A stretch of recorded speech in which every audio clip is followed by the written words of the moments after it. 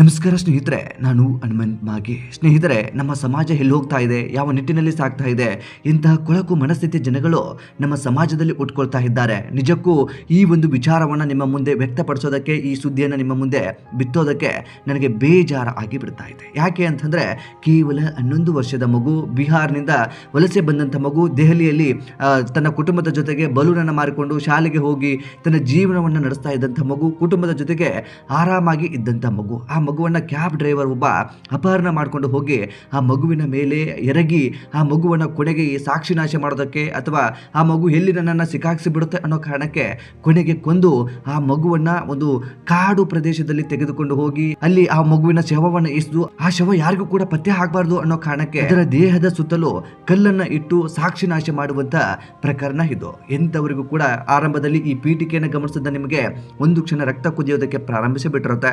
ನಿಜಕ್ಕೂ ಆ ಕ್ರೂರಿ ಯಾರು, ಆ ಕ್ರೂರಿಯನ್ನು ನಮ್ಮ ಕೈಗೆ ಕೊಟ್ಟುಬಿಡಿ, ನಾವೇ ಕೊಂದು ಬಿಸಾಕ್ತೀವಿ ಅನ್ನುವ ಹಾಗೆ ನಿಮ್ಮಲ್ಲಿ ಒಂದು ಭಾವನೆಯು ಕೂಡ ಹುಟ್ಕೊಂಡು ಬರುತ್ತೆ. ಸ್ನೇಹಿತರೆ, ಕೇವಲ ಪೀಠಿಕೆಯನ್ನು ಕೇಳಿದ ನಿಮಗೆ ಆ ರೀತಿಯಾದಂಥ ಆಕ್ರೋಶ ಬರಬೇಕಾದ್ರೆ ಈ ಅಸಲಿ ಕಥೆಯನ್ನು ಕೇಳಿಬಿಟ್ರೆ ಒಂದು ಕ್ಷಣ ನಿಜಕ್ಕೂ ನೀವು ಏನು ಮಾಡ್ತೀರೋ ಗೊತ್ತಿಲ್ಲ. ಅಂದ ಹಾಗೆ ಏನಿದು ಘಟನೆ, ಈ ಘಟನೆಗೆ ಸಂಬಂಧಪಟ್ಟ ಹಾಗೆ ಆರೋಪಿ ಯಾರು, ಆ ಮಗು ಯಾರು, ಆ ಕುರಿತಾಗಿ ಒಂದಿಷ್ಟು ಮಾಹಿತಿಯನ್ನು ಗಮನಿಸ್ತಾ ಹೋಗೋಣ. ಸ್ನೇಹಿತರೆ, ಎಲ್ಲರೂ ಕೂಡ ಗಮನಿಸಲೇಬೇಕಾದಂಥ ವಿಡಿಯೋ ಇದು. ಅದರಲ್ಲೂ ಕೂಡ ಹೆಣ್ಣು ಎತ್ತವರು ಗಮನಿಸಲೇಬೇಕಾದಂಥ ಅನಿವಾರ್ಯತೆ ಇದೆ. ಆ ಕಾರಣದಿಂದಾಗಿ ನಿಮಗೆ ಸಮಯ ಇಲ್ಲ ಅಂದರೂ ಕೂಡ ಸಮಯವನ್ನು ಕೊಟ್ಟು ಈ ವಿಡಿಯೋನ ಕೊನೆಯವರೆಗೂ ನೀವು ಗಮನಿಸಲೇಬೇಕು. ಎಂಥ ಕೊಳಕು ವ್ಯವಸ್ಥೆಯಲ್ಲಿ ನಾವೆಲ್ಲ ಬದುಕ್ತಾ ಇದ್ದೀವಿ, ನಮ್ಮ ಮಕ್ಕಳು ಅದೆಷ್ಟು ಕ್ರೂರವಾದಂತಹ ಜಗತ್ತಿನಲ್ಲೇ ಬದುಕ್ತಾ ಇದ್ದಾರೆ ಎನ್ನುವಂಥ ಸತ್ಯ ನಿಮಗೆ ಅರ್ಥ ಆಗಲಿ ಅನ್ನೋ ಕಾರಣಕ್ಕೆ ಈ ಒಂದು ವಿಡಿಯೋನ ಕೊನೆಯವರೆಗೂ ನೋಡಿ. ಸ್ನೇಹಿತರೆ, ನೀವೇನಾದರೂ ನಮ್ಮ ಚಾನಲ್ನ ಸಬ್ಸ್ಕ್ರೈಬ್ ಮಾಡಿಕೊಳ್ಳದೆ ವಿಡಿಯೋವನ್ನು ಗಮನಿಸ್ತಾ ಇದ್ದರೆ ಈ ಕೂಡಲೇ ಸಬ್ಸ್ಕ್ರೈಬ್ ಮಾಡಿ ಹಾಗೂ ಬೆಲ್ ಐಕನ್ ಕೂಡ ಕ್ಲಿಕ್ ಮಾಡಿಕೊಳ್ಳಿ. ಸ್ನೇಹಿತರೆ, ದೆಹಲಿ ಯಾವತ್ತು ಪೂರ್ತಿಯಾಗಿ ನಿದ್ದೆ ಮಾಡದ ನಗರ, ಆದರೆ ಜೂನ್ 22, 2026ರಂದು ಮುಂಜಾನೆಯ ಸಮಯ ಇಲ್ಲಿನ ಕತ್ತಲಲ್ಲಿ ಒಂದು ಭೀಕರ ದುರಂತ ನಡೆದು ಹೋಗಿಬಿಡುತ್ತೆ. ದಕ್ಷಿಣ ದೆಹಲಿಯ ಮೆಹ್ರಾಲಿಯಾ ಫುಟ್ಪಾತ್ ಮೇಲೆ ತನ್ನ ಕುಟುಂಬದ ಪಕ್ಕದಲ್ಲಿ ಮಲಗಿದ್ದ 11 ವರ್ಷದ ಹೆಣ್ಣು ಮಗು ಇದ್ದಕ್ಕಿದ್ದಂತೆ ಕಣ್ಮರೆಯಾಗಿ ಬಿಡುತ್ತೆ.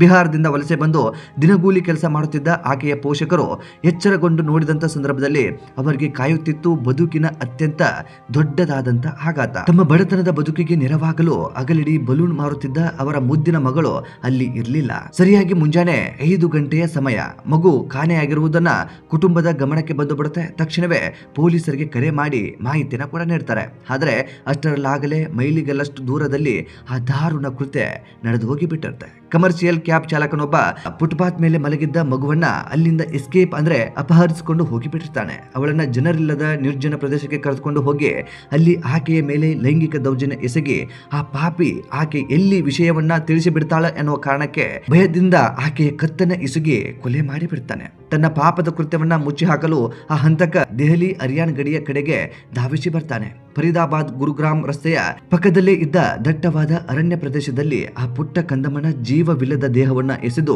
ಪರಾರಿಯಾಗಿ ಬಿಡ್ತಾನೆ. ಕಾಡಿನ ಕತ್ತಲು ತನ್ನ ಅಪರಾಧವನ್ನ ಮರೆತು ಹಾಕಿಬಿಡುತ್ತೆ ಅಥವಾ ಮುಚ್ಚಾಕಿ ಬಿಡುತ್ತೆ ಅನ್ನುವ ಭಾವನೆ ಆತನಲ್ಲಿ ಇತ್ತು ಅಂತ ಕಾಣಿಸುತ್ತೆ. ಆದರೆ ಅವನ ಲೆಕ್ಕಾಚಾರವೇ ತಪ್ಪಾಗಿತ್ತು ಅನ್ನೋದು ಇದೀಗ ಸ್ಪಷ್ಟವಾಗಿ ಗೊತ್ತಾಗಿದೆ. ಮಗು ನಾಪತ್ತೆ ಆಗಿದೆ ಅಂತ ಹೇಳಿ ಪೊಲೀಸರಿಗೆ ಗೊತ್ತಾಗ್ತಾ ಇದ್ದ ಹಾಗೆ ಒಂದಿಷ್ಟು ಅನುಮಾನಗೊಂಡಿರುವಂತಹ ಪೊಲೀಸರು ದೆಹಲಿ ಪೊಲೀಸ್ ಇಲಾಖೆ ತಕ್ಷಣವೇ ಕಾರ್ಯಪ್ರವೃತ್ತರಾಗಿ ಬಿಡ್ತಾರೆ. ಆರೋಪಿಗಾಗಿ 20ಕ್ಕೂ ಹೆಚ್ಚು ವಿಶೇಷ ತಂಡವನ್ನ ರಚನೆ ಕೂಡ ಮಾಡ್ತಾರೆ. ಗಂಟೆಗಟ್ಟಲೆ ಸಿಸಿಟಿವಿ ದೃಶ್ಯಗಳನ್ನು ಜಾಲವಾಡಿದ ಪೊಲೀಸರು ಆ ಕಮರ್ಷಿಯಲ್ ವಾಹನ ಚಲಿಸಿದ ಹಾದಿಯನ್ನ ಪತ್ತೆ ಹಚ್ಚೋದಕ್ಕೆ ಪ್ರಾರಂಭಿಸ್ತಾರೆ. ದೂರು ದಾಖಲಾದ ಕೇವಲ 6 ಗಂಟೆಯಲ್ಲಿ ಆರೋಪಿಯನ್ನ ಸುತ್ತುವರೆದು ಬಂಧಿಸಲಾಗುತ್ತೆ. ಆದರೆ ಅಲ್ಲಿ ಆ ಆರೋಪಿ ಅಥವಾ ಹಂತಕ ಅಥವಾ ಕ್ರೂರಿ ನಾಟಕವನ್ನ ಮಾಡೋದಕ್ಕೆ ಪ್ರಾರಂಭಿಸಿ ಬಿಡ್ತಾನೆ. ಸಾಕ್ಷ್ಯಾಧಾರಗಳನ್ನ ವಶಪಡಿಸಿಕೊಳ್ಳಲು ಆರೋಪಿಯನ್ನ ಕರೆದೊಯ್ದಂತ ಸಂದರ್ಭದಲ್ಲಿ ಆತ ತಪ್ಪಿಸಿಕೊಳ್ಳುವ ಯತ್ನವನ್ನ ಕೂಡ ಮಾಡ್ತಾನೆ. ಈ ವೇಳೆ ನಡೆದ ಪೊಲೀಸ್ ಎನ್ಕೌಂಟರ್ ನಲ್ಲಿ ಆರೋಪಿಗೆ ಗುಂಡು ತಗುಲಿ ಗಾಯಗೊಂಡಿದ್ದಾನೆ. ಸದ್ಯ ಆತನಿಗೆ ಬಿಗಿ ಪೊಲೀಸ್ ಭದ್ರತೆಯಲ್ಲಿ ಆಸ್ಪತ್ರೆಯಲ್ಲಿ ಚಿಕಿತ್ಸೆ ಕೂಡ ನೀಡಲಾಗ್ತಾ ಇದೆ. ಆರೋಪಿಯ ಹಿನ್ನೆಲೆಯನ್ನ ತನಿಖೆ ಮಾಡಿದಾಗ ಒಂದು ಶಾಕಿಂಗ್ ಸತ್ಯವೂ ಕೂಡ ಹೊರಗಡೆ ಬಂದಿದೆ.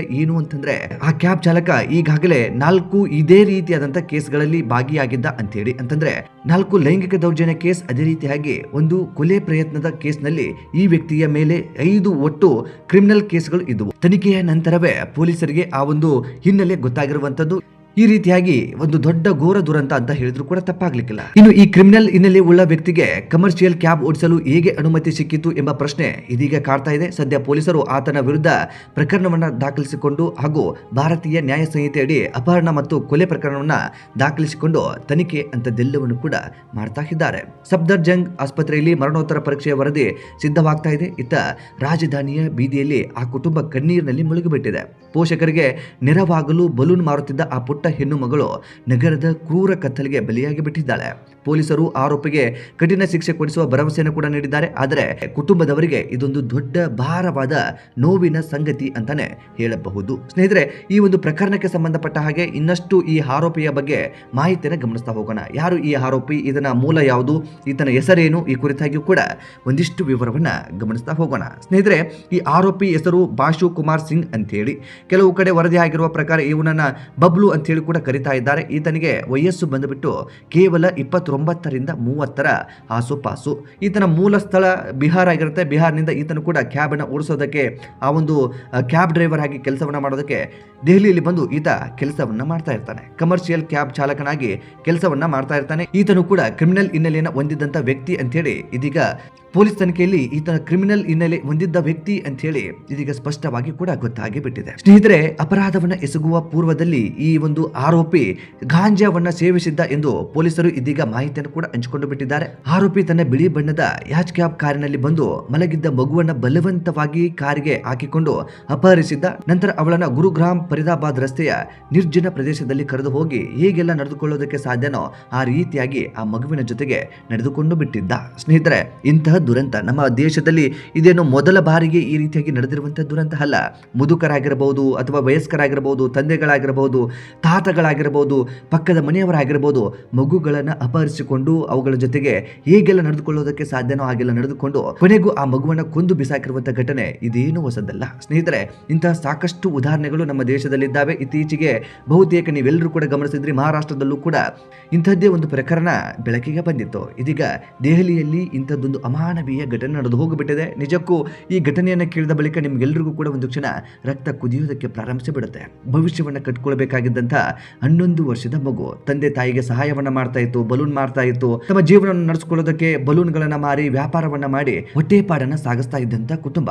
ಈ ಕುಟುಂಬಕ್ಕೆ ಇಂಥದ್ದೊಂದು ದುರಂತ ಎದುರಾಗಿಬಿಟ್ಟಿದೆ. ನಿಜಕ್ಕೂ ಆ ಮಗುವನ್ನ ಕಳೆದುಕೊಂಡಿರುವಂತ ಆ ಕುಟುಂಬ ಅದು ಹೇಗೆ ಜೀವನವನ್ನ ಮಾಡಬಹುದು ಅಥವಾ ಅದೆಷ್ಟು ನರಕವನ್ನ ಅನುಭವಿಸ್ತಾ ಇರಬಹುದು ಅಂತ ಹೇಳಿ ನಾವೆಲ್ಲರೂ ಕೂಡ ಸೂಕ್ಷ್ಮವಾಗಿ ಅರ್ಥ ಮಾಡಿಕೊಳ್ಳಬೇಕಾಗಿದೆ. ಸ್ನೇಹಿತರೆ, ಈ ದುರಂತದಿಂದ ನಾವೆಲ್ಲರೂ ಕೂಡ ಅರ್ಥ ಮಾಡಿಕೊಳ್ಳಬೇಕಾಗಿರುವಂತಹ ವಿಚಾರ ಏನು ಅಂತಂದ್ರೆ, ನಮ್ಮ ಮಕ್ಕಳು ಎಷ್ಟು ಜಾಗರೂಕವಾದಂತಹ ಪ್ರಪಂಚದಲ್ಲಿ ಬದುಕ್ತಾ ಇದ್ದಾರೆ, ನಮ್ಮ ಸುತ್ತಮುತ್ತಲೂ ಅದೆಂಥ ಕ್ರೂರಿಗಳು ತುಂಬಿಕೊಂಡಿದ್ದಾರೆ ಅಂತ ಹೇಳಿ ನಾವೆಲ್ಲರೂ ಸ್ಪಷ್ಟವಾಗಿ ಅರ್ಥ ಮಾಡಿಕೊಳ್ಳಬೇಕಾಗಿದೆ. ಇದು ಕೇವಲ ಬಡವರಿಗೆ ಆಗ್ತಾ ಇರುವಂತಹ ಪಾಡಲ್ಲ, ಶ್ರೀಮಂತರಿಗಾಗಿರ್ಬೋದು, ಬಡವರಿಗಾಗಿರ್ಬೋದು, ಮಧ್ಯಮ ವರ್ಗದ ಕುಟುಂಬಗಳಿಗಾಗಿರ್ಬೋದು, ಎಲ್ಲರ ಮನೆಯ ಮಕ್ಕಳ ಪಾಡಾಗಿದೆ.